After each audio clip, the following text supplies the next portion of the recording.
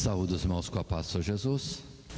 Estudo no livro de Atos dos Apóstolos, no terceiro trimestre de 2016.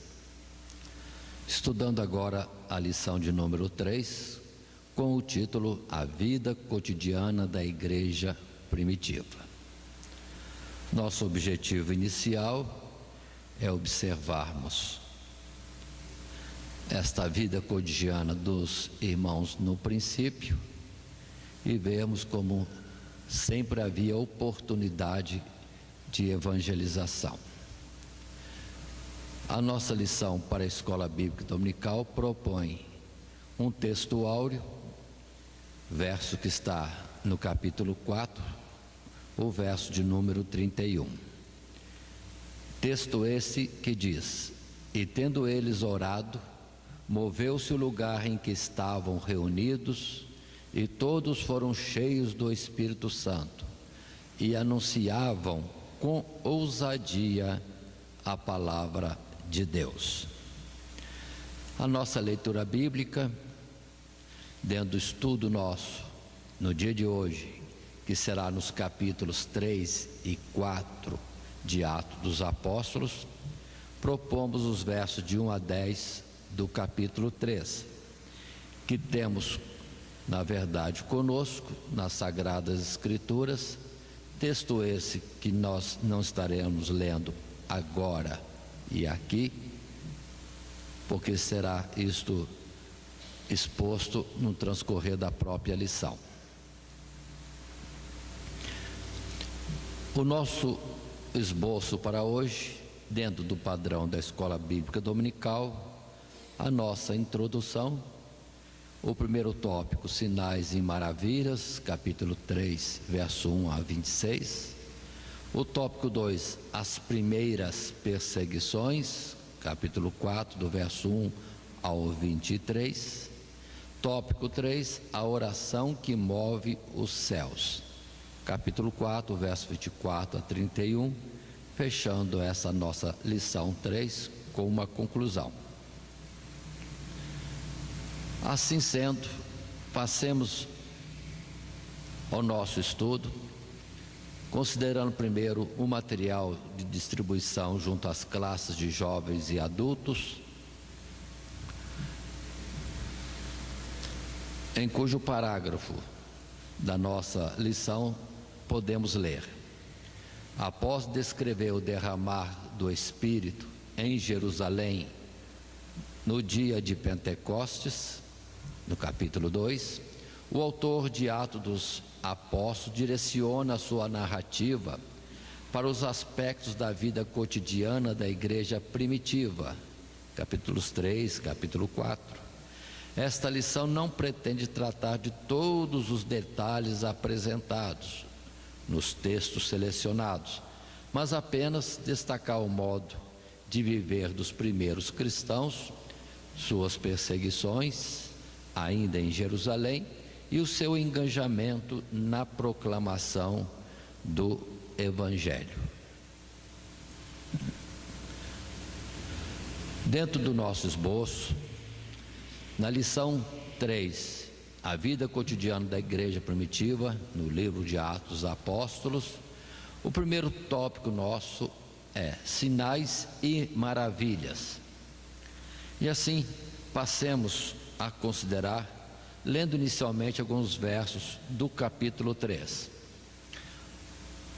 Assim lemos nas Sagradas Escrituras: Pedro e João subiam juntos ao templo à hora da oração, a nona, e era trazido um varão que desde o ventre de sua mãe era coxo, o qual todos os dias punham à porta do templo, chamada Formosa, para pedir esmola aos que entravam. Ele, vendo a Pedro e a João, que iam entrando no templo, pediu que lhe dessem uma esmola. E Pedro, com João, fitando os olhos nele, disse: olha para nós. E olhou para eles, esperando receber alguma coisa. Na continuidade, verso 6: e disse Pedro: não tenho prata, nem ouro, mas o que tenho, isso te dou. Em nome de Jesus Cristo Nazareno, levanta-te e anda. E tomando-o pela mão direita, o levantou, e logo os seus pés e tornozelos se firmaram. E saltando ele, pôs-se em pé, e andou, e entrou com eles no templo, andando e saltando e louvando a Deus.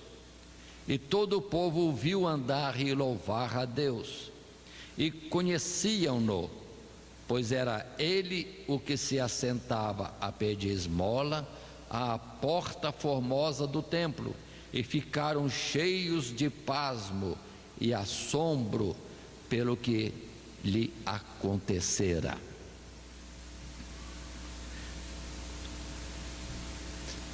Este é o texto bíblico, narrando este milagre ali em Jerusalém, junto à porta formosa do templo. A nossa lição para as classes, no primeiro tópico, no primeiro parágrafo, temos o seguinte escrito: os apóstolos realizaram muitos sinais e maravilhas. Neste tópico estudaremos um desses milagres, a saber, a cura de um homem paralítico. Este milagre ocorreu na porta do templo, em Jerusalém, e teve como protagonistas os apóstolos Pedro e João, que foram orar no templo. Subiam juntos ao templo à hora da oração, a nona. Ao ser interpelado pelo paralítico, Pedro lhe responde: não tenho prata nem ouro, mas o que tenho, isso te dou. Em nome de Jesus Cristo Nazareno, levanta-te e anda.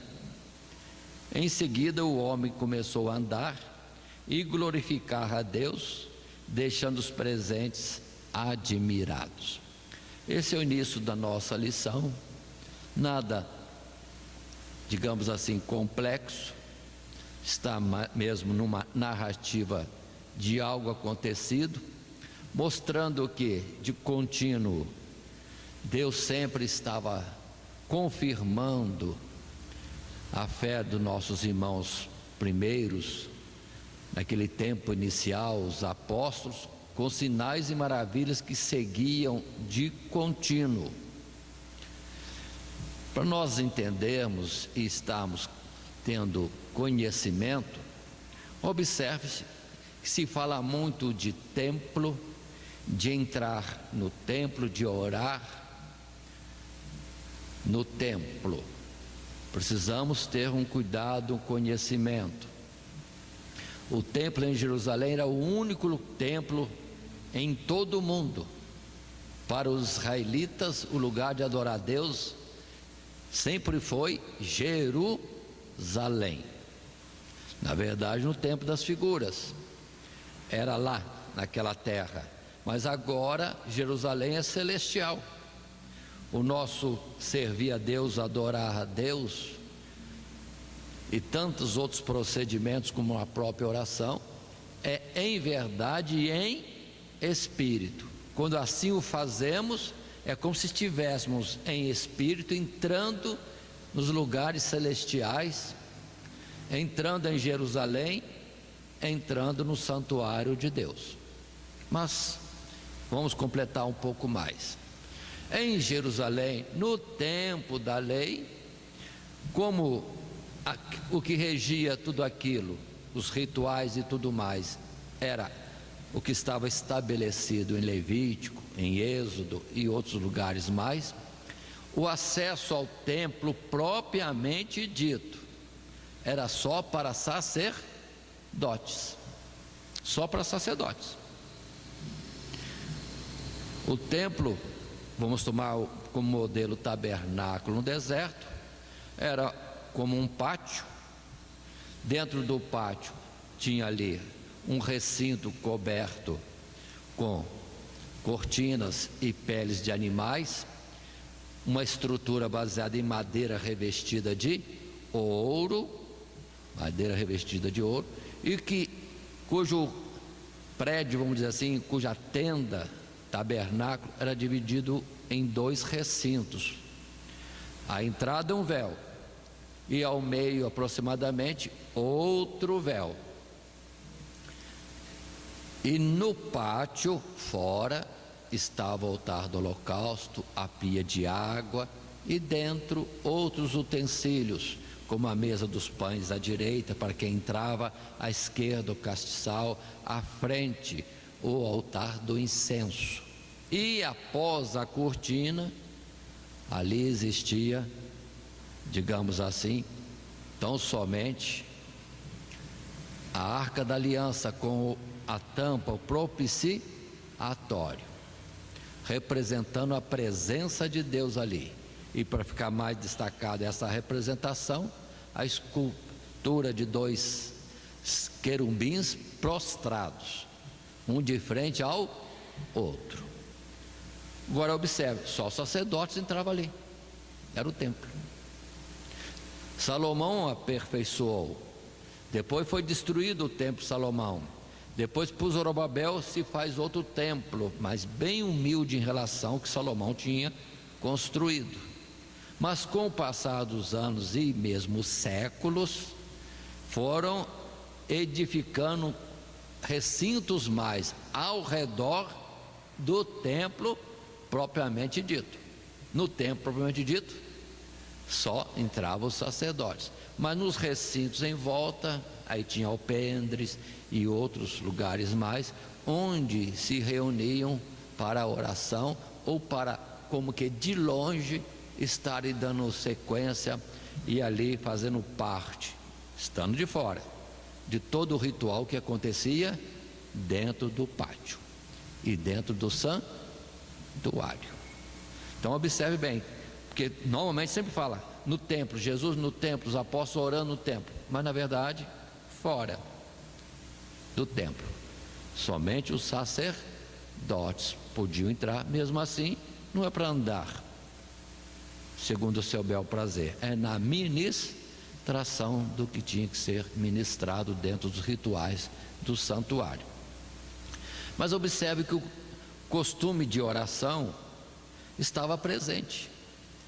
Sempre os israelitas tinham cuidado de orar. Temos um modelo em Daniel de orar 3 vezes ao dia.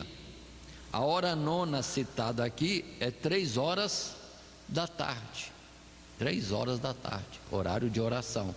Deveria ter oração mais cedo, talvez oração mais tarde, mas aí está, 3 horas, horário de oração, e Pedro e João estavam indo. Chama atenção para a gente perceber umas coisas.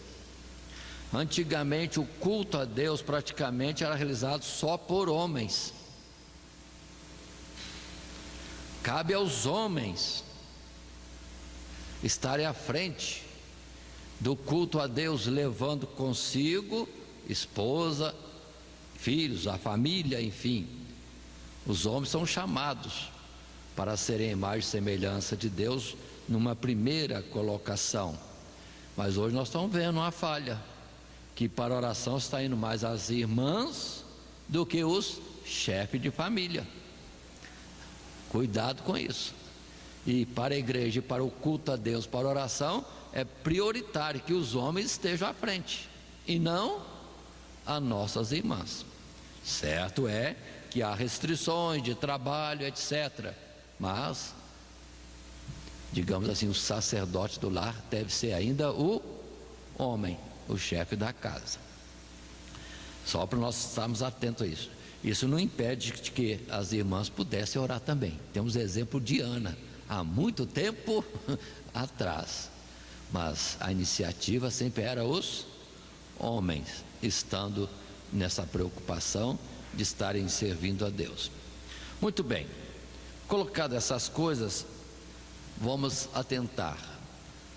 O necessitado estendendo a mão e Pedro não tinha dinheiro. Pedro não tinha coisas reservadas para si como posse, mas ia somente vazio com o evangelho de Cristo Jesus. Era a sua riqueza. E na hora que o necessitado pede, ele diz: eu não tenho ouro nem prata, mas tenho alguma coisa, né? E o que eu tenho, isso te dou. Observe a graça e a seriedade dessas palavras. Vivemos em um mundo em que muitas vezes os ministrantes estão mais preocupados com recursos financeiros do que de fato ir para a oração. E para cuidar do dinheiro não comparece às vezes a oração. É o cuidado de líderes que muitas vezes estão mais na parte administrativa do que verdadeiramente dentro do propósito do sacerdócio de Deus. Pastores, dirigentes de igreja, vamos observar esse particular também. Deus nos chamou mais para a palavra, prioridade. E às vezes a gente acaba se ocupando com outras coisas. Se diz muito Marta, Marta, mas às vezes é para alguns de nós também. Estamos ocupados com muita coisa, e o que é mais importante, o essencial, às vezes não estão dando o devido valor ou nos dedicando adequadamente. Mas continuemos um pouco mais dentro da nossa lição de número 3, e o título: A vida cotidiana da igreja. Na continuidade deste estudo, no primeiro tópico, lembremos que os versos 11 e 12 acrescentam, dizendo: e apegando-se a ele, a Pedro e João, todo o povo correu atônito para junto deles no alpendre chamado de Salomão. E quando Pedro viu isto, disse ao povo: varões israelitas, por que vos maravilhais disso? Ou por que olhais tanto para nós, como se por nossa própria virtude ou santidade fizéssemos andar este homem? Aí estão colocações importantes nessas poucas palavras. Vamos atentar bem para isto. Muitos estão observando de fato Pedro e João, mas Pedro e João não querem essa observação, não estão admirados ou satisfeitos, alegres com o foco colocado sobre eles. Não, vamos colocar o foco no certo. Não somos nós que isso podemos fazer. Continuemos um pouco mais no texto, que, lendo a partir do verso 13, diz para nós: o Deus de Abraão, Pedro agora inicia a pregação, e de Isaque, e de Jacó, o Deus de nossos pais, glorificou a seu filho Jesus, a quem vós entregastes, e perante a face de Pilato negastes, tendo ele, Pilatos, determinado que fosse solto. Mas vós negastes o santo e o justo, e pediste que se vos desse um homem homicida, e matastes o príncipe da vida, ao qual Deus ressuscitou dos mortos, do que nós somos testemunhas, e pela fé no seu nome fez o seu nome fortalecer a este que vedes e conheceis, e a fé que é por ele, por Jesus, deu a este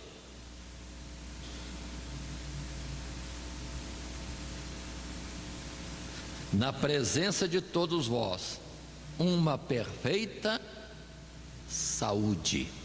Uma perfeita saúde. Pedro não perde tempo, já entra logo no aspecto da evangelização, falando ao povo.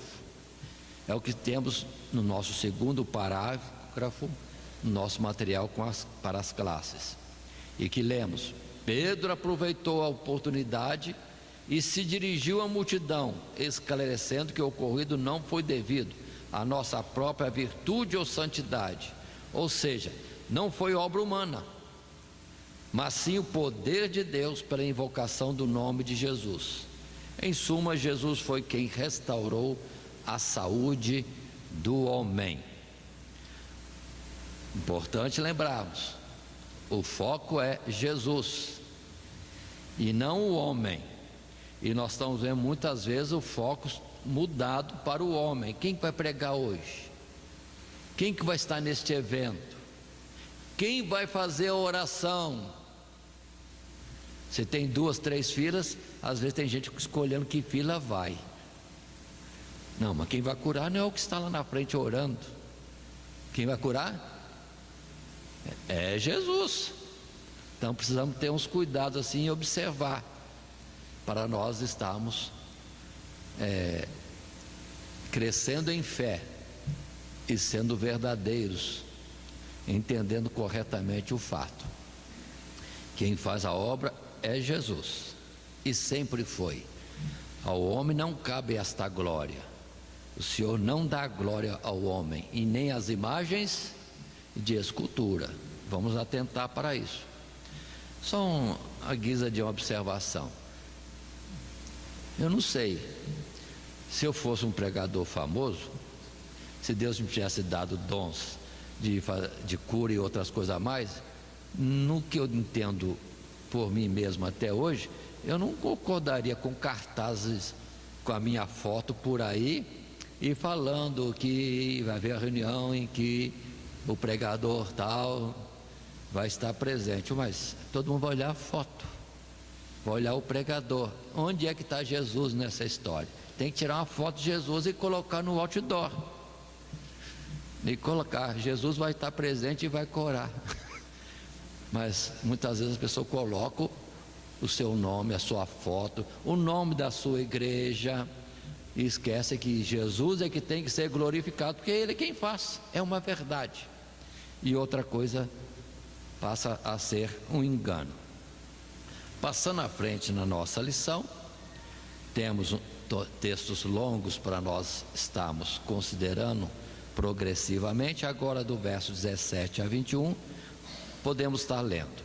E agora, irmãos, diz Pedro, eu sei que o fizeste por ignorância, como também os vossos príncipes, mas Deus assim cumpriu o que já dantes pela boca de todos os seus profetas havia anunciado, que o Cristo havia de padecer.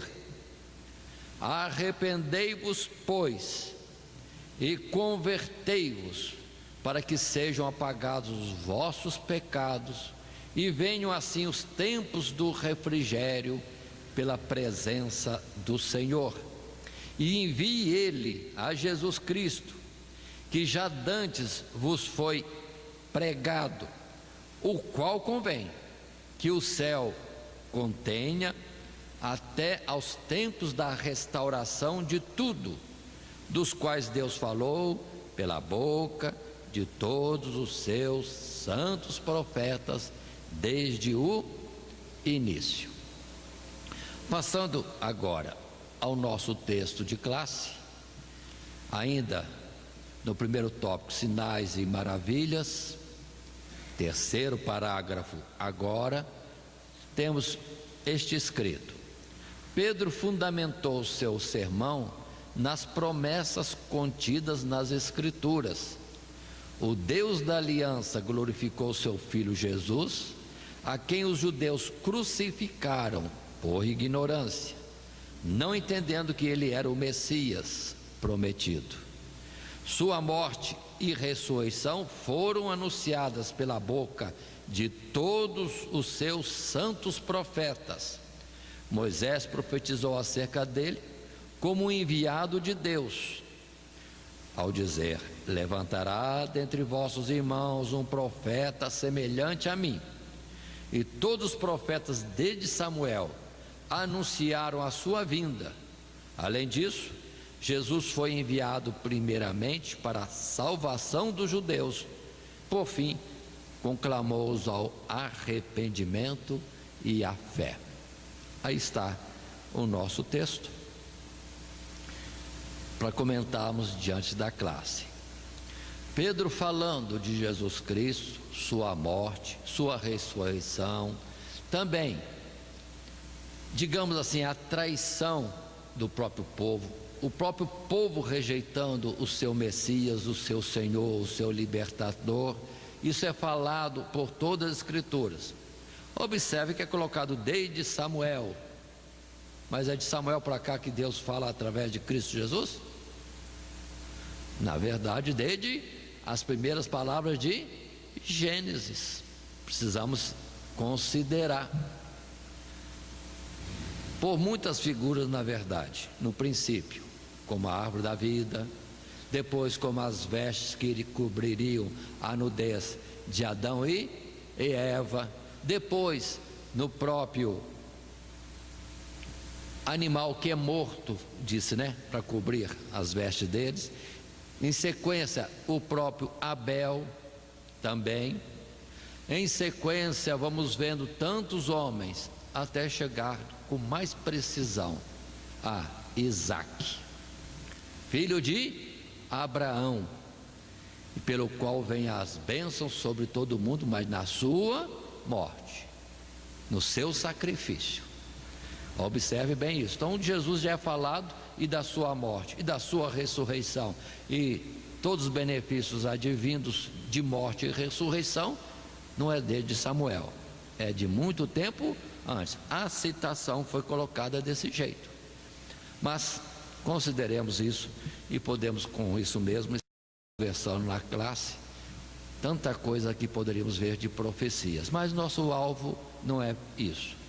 Mas para evangelização e missões, quanto mais conhecemos das Sagradas Escrituras e daquilo que testifica de Cristo Jesus, isso para nós é muito importante como argumentação, e chegarmos a alcançar os nossos ouvintes, trazendo um entendimento.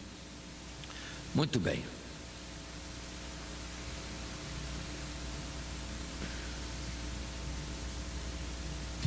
Na sequência ainda, nosso texto, capítulo 3, verso 22, podemos ainda estar complementando este assunto, que é a pregação de Pedro ali no alpendre chamado Salomão, ao dizer: porque Moisés disse: o Senhor vosso Deus levantará dentre vossos irmãos um profeta semelhante a mim. A ele ouvireis em tudo quanto vos disser. E acontecerá que toda alma que não escutar esse profeta será exterminada dentre o povo. E todos os profetas, desde Samuel, todos quantos depois falaram, também anunciaram estes dias: vós sois os filhos dos profetas, e do concerto que Deus fez com vossos pais, ou com nossos pais, dizendo a Abraão: na tua descendência serão benditas todas as nações, ou todas as famílias da terra. Ressuscitando Deus a seu Filho Jesus, primeiro enviou a vós, para que nisso vos abençoasse e vos desviasse a cada um das suas maldades. Palavras que complementam. Moisés dizendo: Deus levantará um profeta como eu. Desde o Egito, desde a Páscoa, toda a trajetória do deserto, com muitos sinais e maravilhas, que com Moisés aconteceram, iriam acontecer com este. Por isso Jesus podia falar claramente que se ele não viesse e não fizesse os sinais quais ninguém outro homem fez, mas Jesus fez toda a sorte de sinais justamente para corroborar com essa palavra do próprio Moisés. Sinais e maravilhas sem conta, nunca se ouviu dizer isto. Quanta gente curada de lepra, quantos mortos ressuscitados, multiplicação de pães, de peixe. Meu Deus, quanta coisa! E Moisés, houve grandes sinais, mas não tantos. Mas ele mesmo testificou que o que viria depois seria maior.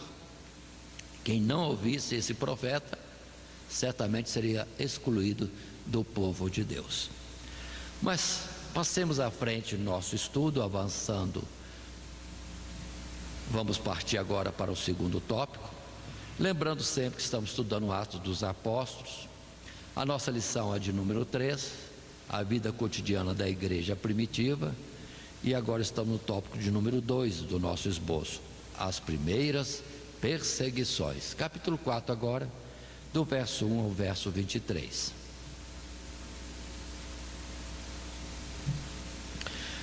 Nesse texto de capítulo 4, vamos ler inicialmente 4 primeiros versos. Continua ainda Pedro na sua exposição. E estando eles falando ao povo, sobrevieram os sacerdotes e o capitão do templo e os saduceus, doendo-se muito de que ensinassem o povo e anunciassem em Jesus a ressurreição dos mortos, e lançaram mão deles e os encerraram na prisão até ao dia seguinte, pois era já tarde. Muitos, porém, dos que ouviram a palavra creram, e chegou o número desses homens a quase 5.000. O texto bíblico é este. E o nosso primeiro parágrafo, no tópico 2, as primeiras perseguições, temos para consideração em classe o texto que leio. As autoridades do templo, em particular os saduceus, ficaram incomodadas com o fato de Pedro e João ensinarem ao povo, e com aquilo que eles ensinavam, a ressurreição em Jesus. Em decorrência disto, Pedro e João são presos. Mas o importante não é a prisão dos apóstolos, e sim o efeito dos seus ensinamentos, uma vez que a igreja continuava a crescer. Certamente Deus realizou o milagre para trazer a multidão a Cristo após ouvir o sermão. Dos que ouviram a palavra, creram. E chegou o número desses homens a quase 5.000. Aí está esse texto.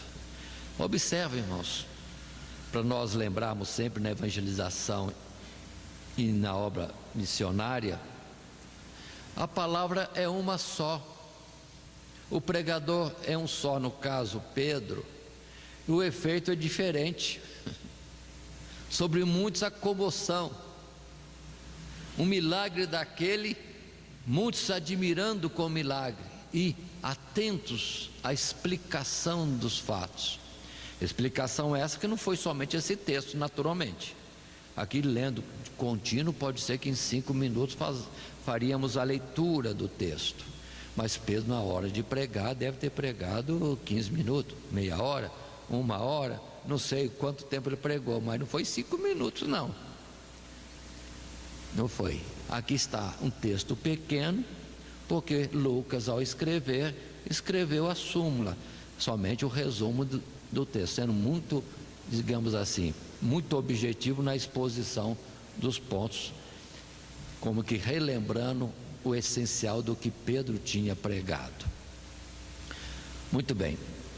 Para uns, admiração, atentos para ouvir e entender a explicação de Pedro, e outros endurecendo-se, entrando em crise de ciúme. Mas não cabe a esse homem, a alguém do povo, ficar ensinando ao povo. Cabe a nós.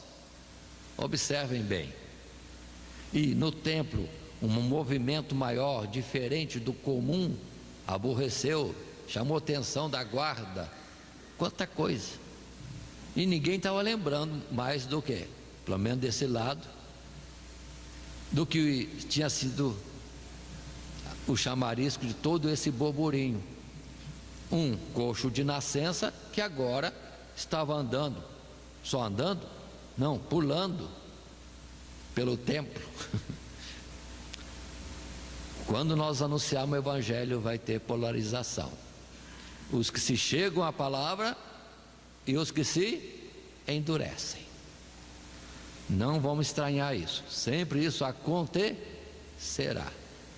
E precisamos estar atentos que não seja conosco mesmo, ao ouvir alguma coisa, de nós nos inquietarmos, aborrecermos, em vez de aproveitar e estar ali desfrutando do momento especial. Mas o que aconteceu foi isso. Vieram as autoridades, aqueles que achavam que deveriam ser os ensinadores do povo, se incomodaram e levaram Pedro para a prisão. E sendo tarde, ficou preso até o dia seguinte para ser julgado diante dos principais do povo. Aqui a colocação do comentarista fez um realce, só é bom para a gente lembrar. A palavra não cita precisamente que foram os saduceus. A palavra não cita precisamente os saduceus. Capítulo 4, verso 1 fala: os sacerdotes, o capitão do templo e os saduceus. São 3 classes. Mas por que os saduceus e o destaque aqui colocado pelo comentador? Justamente para lembrarmos daquele tempo, na conversa com Jesus, que os saduceus diziam constantemente, replicavam, disputavam com Jesus, dizendo que não há anjo, não há espírito, não há ressurreição. Então esse de fato, falando de Jesus morto e Jesus ressuscitado, ainda mais aquele a quem eles crucificaram, aceitar isso era admitir o erro de terem dado o voto pela morte de Jesus. Mas não, em vez de reconhecerem e entrarem no propósito do arrependimento e aceitarem a boa vontade de Deus, que não está cobrando isso agora, mas apresentando a oportunidade de arrependimento, saduceus estão entre esses também. Ou seja, por que eles se toleravam, saduceus, fariseus, sacerdotes, sendo grupos diferentes no pensamento, concordam em tolerar-se entre si, naquilo que na verdade erram. Mas Jesus, que expunha o certo e os convencia e tinha palavras de sabedoria, eles não queriam aceitar Jesus. Toleram uns aos outros, mais por respeito humano do que uma verdade de comunhão entre eles. Mas passemos à frente no nosso texto. Agora verso 5 em diante, e a narrativa continua. E aconteceu no dia seguinte, reunirem-se em Jerusalém os seus principais, os anciãos, os escribas, e Anás, o sumo sacerdote, e Caifás, e João, e Alexandre, e todos quantos havia da linhagem do sumo sacerdote. E pondo-os no meio, perguntaram: com que poder ou em nome de quem fizeste isto? Então Pedro, cheio do Espírito Santo, lhes disse: principais do povo e vós, anciãos de Israel, visto que hoje somos interrogados acerca do benefício feito a um homem enfermo e do modo como foi curado, seja conhecido de vós todos e de todo o povo de Israel, que em nome de Jesus Cristo, o Nazareno, aquele a quem vós crucificastes e a quem Deus ressuscitou dos mortos, em nome desse é que este estação diante de vós. Observem nesta evangelização, nessa defesa, outra vez Pedro testa outra vez o mesmo assunto: Jesus Cristo morto por vocês e ressuscitado por Deus. Pedro não teme, fala constantemente, com precisão, as mesmas palavras. Mas na nossa lição, no nosso material de classe, no parágrafo 2 do segundo tópico, as primeiras perseguições, além da prisão, agora vem o interrogatório. O texto em classe diz, e assim lemos: no dia seguinte, os membros do Sinédrio se reuniram para deliberar acerca dos apóstolos. Mandaram trazê-los e os questionaram: com que poder ou em nome de quem fizeste isto? Pedro, cheio do Espírito Santo e com ousadia, disse que ele e João haviam realizado uma boa ação em favor de um homem enfermo e não podiam ser condenados por isso. Acrescenta ainda que a fonte do poder curador e o nome pelo qual realizaram o milagre é Jesus Cristo, o Nazareno, a quem os judeus haviam crucificado, mas que Deus ressuscitara dos mortos. E acrescenta depois: ele é a pedra rejeitada pelos homens e em nenhum outro há salvação. Vamos progressivamente, ainda considerando aqui, observe que Pedro, em situações diversas, aproveita a situação e sempre entra com a pregação do Evangelho. Lá no templo, ou melhor dizendo, no alpendre de Salomão, agora em um interrogatório, o assunto é anunciar Jesus. Anunciar Jesus. E observem que o questionamento não era a respeito do benefício e como poderia ser que esse benefício fosse estendido a muitos outros. Eles querem saber de Pedro, com que autoridade. Meu Deus, é uma coisa incoerente mesmo. Era para estar alegre e perguntando: por favor, como é que foi isso aí? Tem jeito de orar por mais gente e mais gente ser curada? Não estão preocupados com o povo, estão preocupados com a sua posição, em um ciúme de posição, perdendo a autoridade. Observe que com Jesus foi a mesma coisa. Diziam entre eles: se este continua assim, daqui todo o povo se ajunta a ele, e nós vamos perder a nação, perder a nossa posição. Então melhor que morra este e nós não venhamos a perder a nação. Mas que absurdo. Mas aí está a situação de pregar o Evangelho e o que vai acontecer. Mas cumpre-se aquilo que Jesus disse: Deus sempre vai dar graça para que haja resposta adequada àqueles que questionarem. Não devemos estar atentos com o que vamos falar, preocupados, planejando. O Espírito Santo vai dar no momento certo, nas coisas da sua causa. Continuando o texto em si mesmo, capítulo 4, verso 11 e 12, o que iniciamos a falar dentro do assunto para tratar em classe, o verso 11 e 12 dizem: ele é a pedra que foi rejeitada por vós, os edificadores, a qual foi posta por cabeça de esquina, e em nenhum outro há salvação, porque também debaixo do céu nenhum outro nome há dado entre os homens pelo qual devamos ser salvos. Aí está essa colocação bem forte que precisamos entender e lembrar. Jesus já tinha dito exatamente isso para as multidões, em particular para os principais do povo que se reuniam diante dele, sempre em sentido de apertá-lo, para ver se Jesus caía em alguma contrariedade. Quando Jesus, na ocasião de Jesus, ele apresentou isso aqui, eles entenderam que era contra eles que Jesus falava, mas nem assim, tomando as escrituras, procuraram tentar. Mas as escrituras dizem isso mesmo, e agora? Nós estamos fazendo isso, de fato?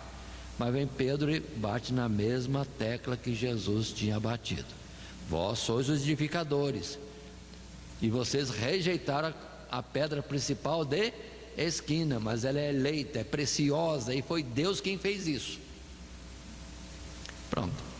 E fica firme essa colocação para, observem bem, não é o povo, não era o povo comum, era a elite de Israel que estava reunida ali.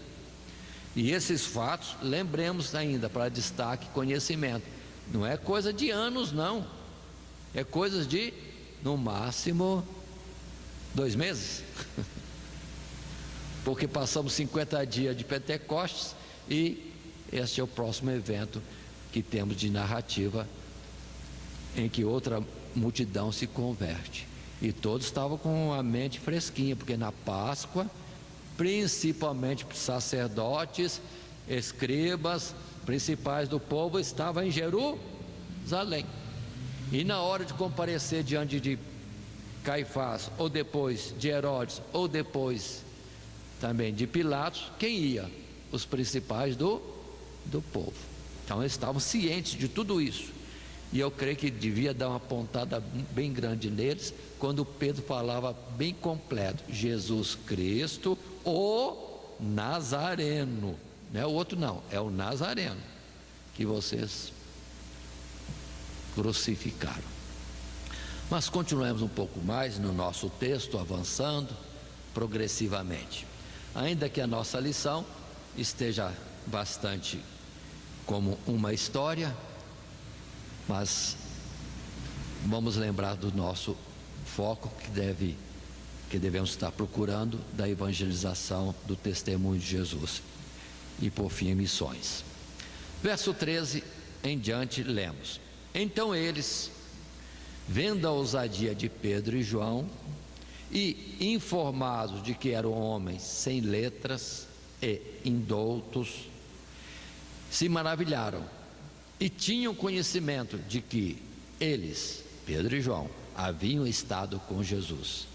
E vendo estar com eles o homem que fora curado, nada tinham que dizer em contrário. Todavia, mandando-os sair fora do conselho, conferenciaram entre si, dizendo: que havemos de fazer a estes homens? Porque a todos os que habitam em Jerusalém é manifesto que por eles foi feito um sinal notório, e não o podemos negar. Mas para que não se divulgue mais entre o povo, ameacemo-los para que não fale mais nesse nome a homem algum. Ah, meu Deus, que dureza de coração. Estava ali, o homem estava ali, eles conheciam, estavam vendo um milagre, podiam parar e pensar e analisar: está aqui um milagre, mas preferem apagar tudo e ficar na mesma dureza de coração. Vão proibir de falar neste nome, e eles mesmos nem falaram, né? Eles podiam falar aqui, né? Verso 17: mas para que não se divulgue mais entre o povo, ameaçando para que não fale mais no nome de Jesus Cristo, o Nazareno. Mas eles têm receio do nome.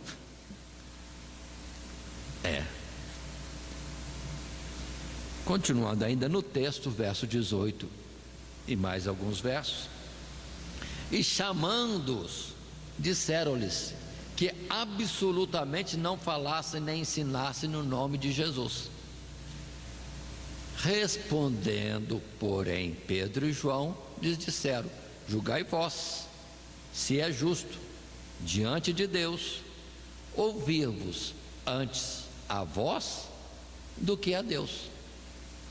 Porque não podemos deixar de falar do que temos visto e ouvido.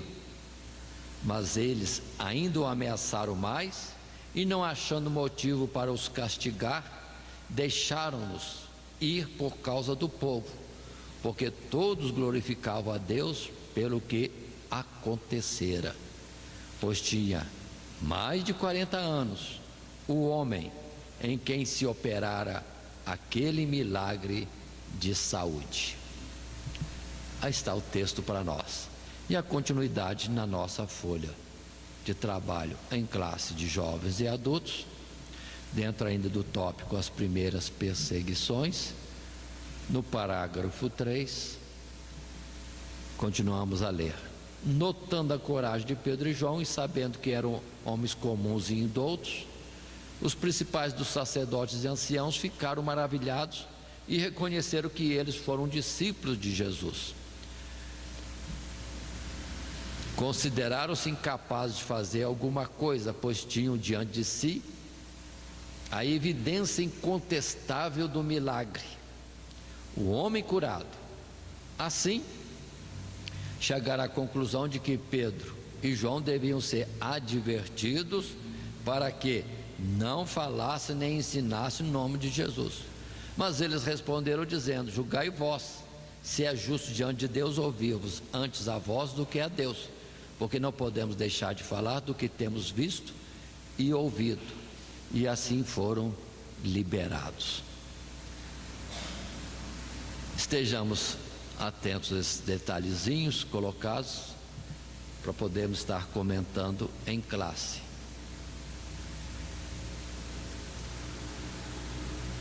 No tempo de Jeremias pregando, muitos do povo não davam atenção a Jeremias. E Jeremias disse que ia buscar os principais do povo. O povo não tem entendimento. Vamos aos principais do povo, porque eles conhecem a lei. Mas aqui temos um modelo assim. Com Jeremias foi uma desilusão. Ele ficou desiludido. Quando ele percebeu que indo aos grandes, o negócio era pior. Se um não tinha conhecimento da lei e da palavra, os que tinham estavam mais duros. E a transgressão, na verdade, em todo Israel começou com os grandes. E aqui nós vemos que absurdo. Os que conhecem a palavra, os que na verdade, terrível isso, né? De dizer, os que na verdade foram chamados por Deus para ensinarem o povo, na verdade não estavam nesse trabalho, não.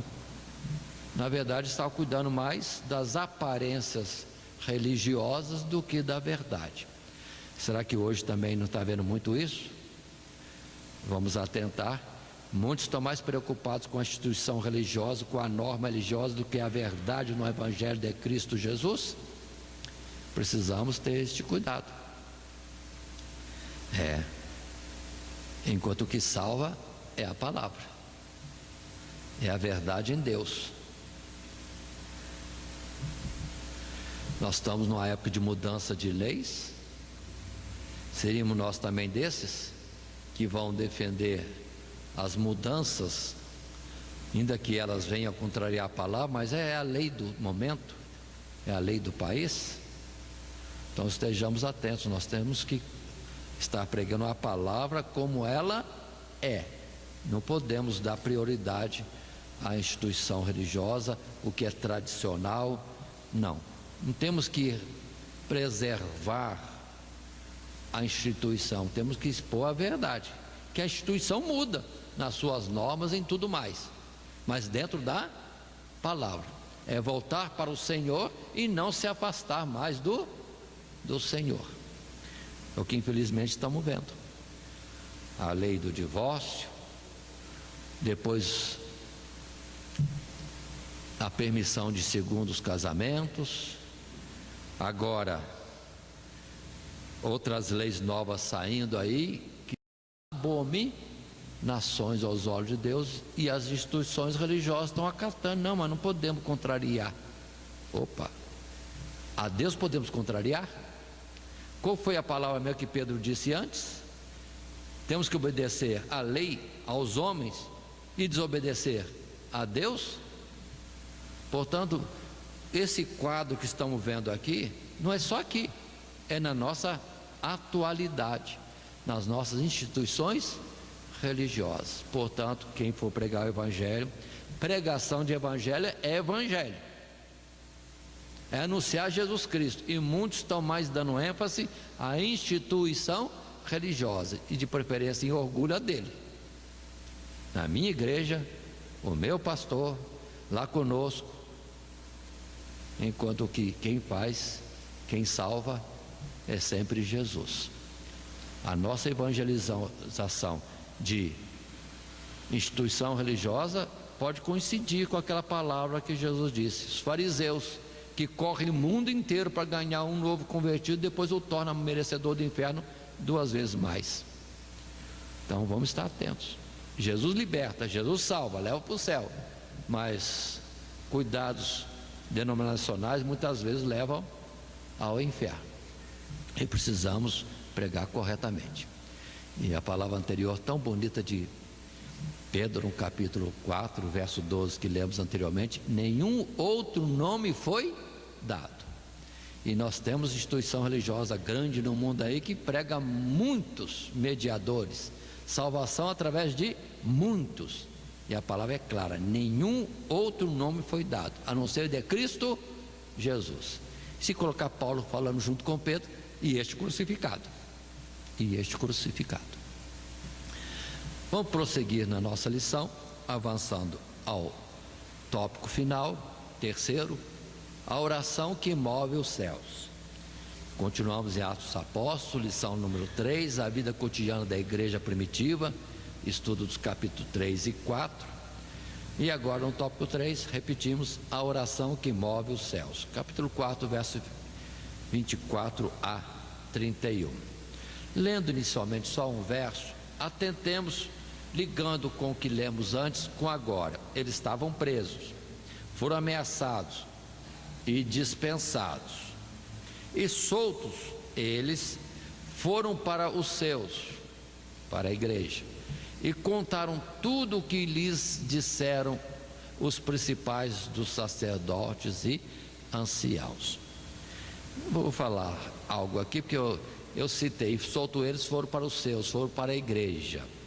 Não é que tinha templo lá não, viu? E igreja também não é templo, igreja é reunião dos irmãos. E foram para onde os irmãos estavam reunidos, e contaram tudo o que lhes disseram os principais dos sacerdotes e os anciãos. O nosso tópico 3, no material de classe, no primeiro parágrafo, diz: durante a prisão e o julgamento de Pedro e João, a igreja se encontrava em contínua oração. A ideia é essa, que a continuidade da preocupação de todos com o que acontecia a alguém dentre a comunidade. Repito, durante a prisão e julgamento de Pedro e João, a igreja se encontrava em contínua oração. Oravam pela segurança dos apóstolos, por intrepidez no falar e pela sua libertação. Os que oravam, por fim, recebem agora um relatório detalhado da parte dos próprios apóstolos. Pedro e João chegam para junto dos irmãos, onde naturalmente tinham o costume de se reunir, e ali vão expor todo o assunto do que tinha acontecido. Continuando a ler, agora 24 até 28. E ouvindo eles isto, o relatório, unânimes levantaram a voz a Deus e disseram: Senhor, Tu és o que fizeste o céu e a terra, e o mar, e tudo que neles há, que disseste pela boca de Davi teu servo, porque bramaram as gentes, e os povos pensaram coisas vãs? Levantaram-se os reis da terra, e os príncipes se ajuntaram a uma contra o Senhor e contra o seu ungido, porque verdadeiramente contra o teu santo filho Jesus, que tu ungiste, se ajuntaram não só Herodes, mas Pôncio Pilatos, com os gentios e os povos de Israel, para fazerem tudo o que a tua mão e o teu conselho tinham anteriormente determinado que se havia de fazer. Passando na continuidade ao parágrafo 2, a parte inicial, lemos: em mais uma oração, os apóstolos dirigem a Deus como soberano Senhor, reconhecendo como Criador do céu, da terra, do mar e de tudo que neles há. Portanto, a vontade do homem nunca poderá frustrar os seus planos, Os inimigos de Deus até pensam que serão vitoriosos contra a sua igreja. Crucificam a Jesus e prendem os seus apóstolos impunemente, mas suas ações são inúteis. Os homens maus são instrumentos para cumprirem os desígnios de Deus, para fazerem tudo o que a tua mão e o teu conselho tinham anteriormente determinado que se havia de fazer. Muito bem, estou querendo considerar algo aqui, no particular, de lembrarmos sempre as bênçãos de Deus. O trabalhar no Evangelho sempre vai trazer oposição. Precisamos estar atentos para a oposição e perseguições. Sempre haverá isto. Mas Deus é superior. A palavra que Jesus disse é que as portas do inferno não prevalecerão contra a sua igreja. De jeito nenhum. Pode a igreja sofrer muito, mas o Evangelho está livre. Podemos pregar o Evangelho, e naqueles que Deus quer atingir, haverá progresso. E com os que quiserem endurecer, é necessário que eles endureçam, para que no juízo possam ser condenados com larga margem de justiça de Deus. Por isso que Deus não está muito preocupado se vão perseguir muito ou pouco. Para esses é sinal de condenação, e Deus fica mais justificado em trazer justiça e cobrar toda a injustiça dos homens que negam a verdade, ainda que a conheçam.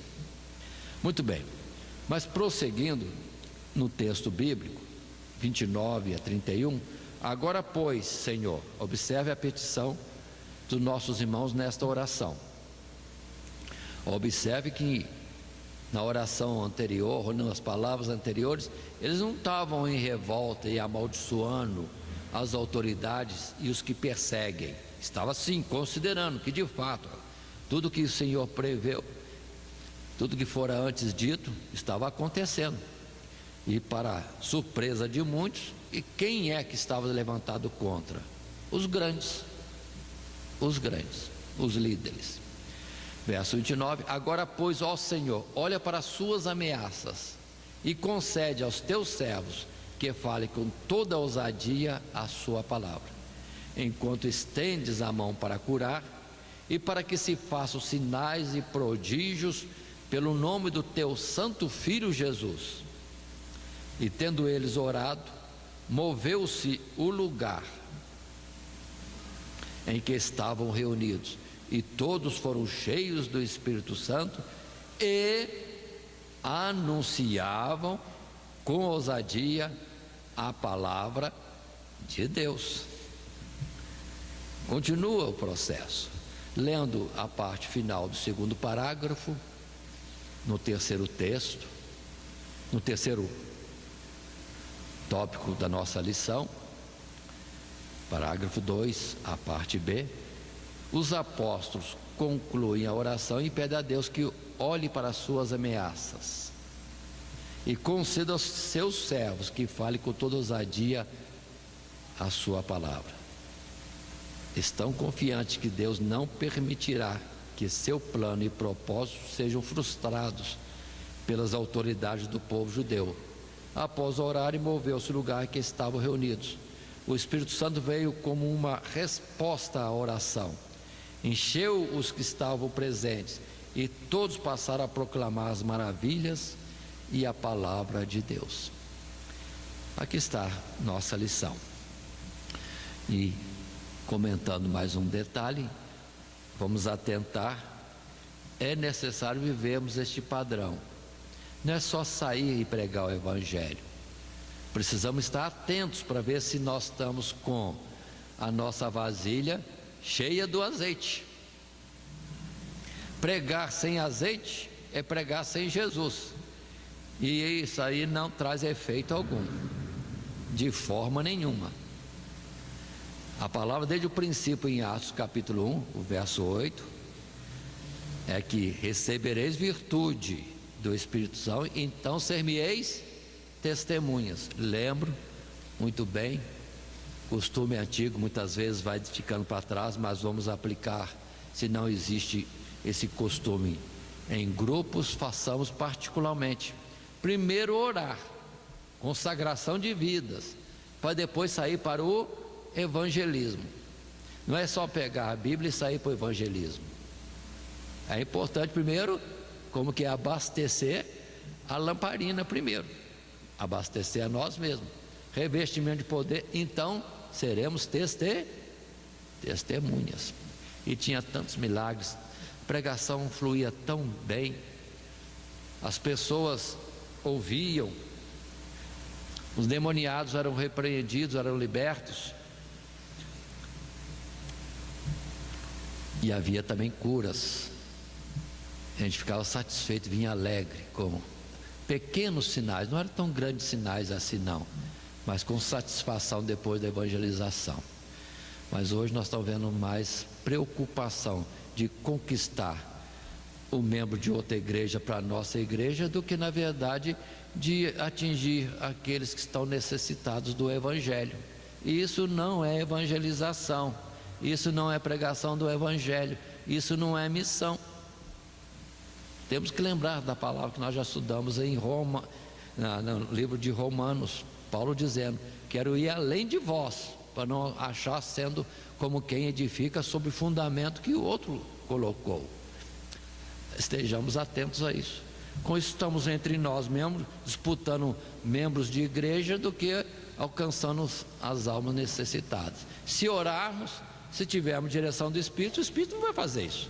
O Espírito de Deus não vai dividir o povo dele mesmo, de forma nenhuma. Vai conduzir-nos a pessoas que precisam do evangelho, a pessoas que vão ser convertidas de fato, almas ganha para Jesus, e não mais um membro que a gente tirou da outra e veio para a nossa. Isso não leva ao céu, vai levar a outro lugar, mas não ao céu, de forma alguma. Mas vamos dar sequência, caminhando para o nosso término.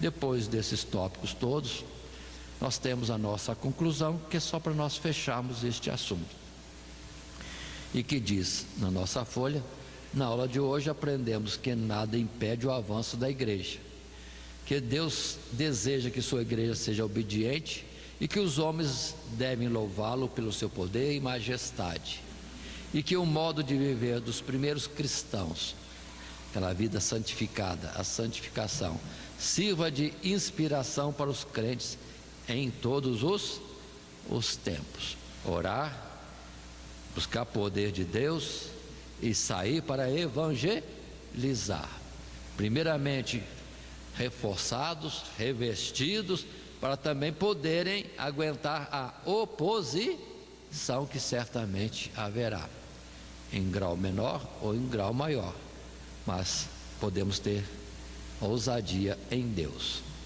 Continuando nosso assunto, lembremos que nosso estudo é de Atos dos Apóstolos.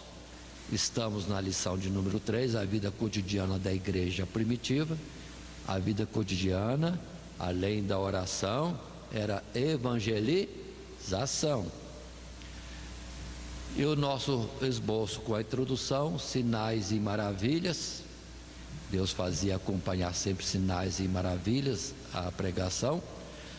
Também o tópico 2, as primeiras perseguições. No mundo tereis aflição. Se perseguiram a mim, se aborreceram a mim, perseguirão a vós, aborrecerão a vós. E o tópico 3, a oração que move os céus. Orando, Deus faz prodígios e maravilhas. Deus nos reveste de autoridade e poder. E a nossa conclusão, sendo que o nosso texto áureo tem sido este: e tendo eles orado, moveu-se o lugar em que estavam reunidos, e todos foram cheios do Espírito Santo e anunciavam com ousadia a palavra de Deus. Que Deus assim nos abençoe em Cristo Jesus. Amém.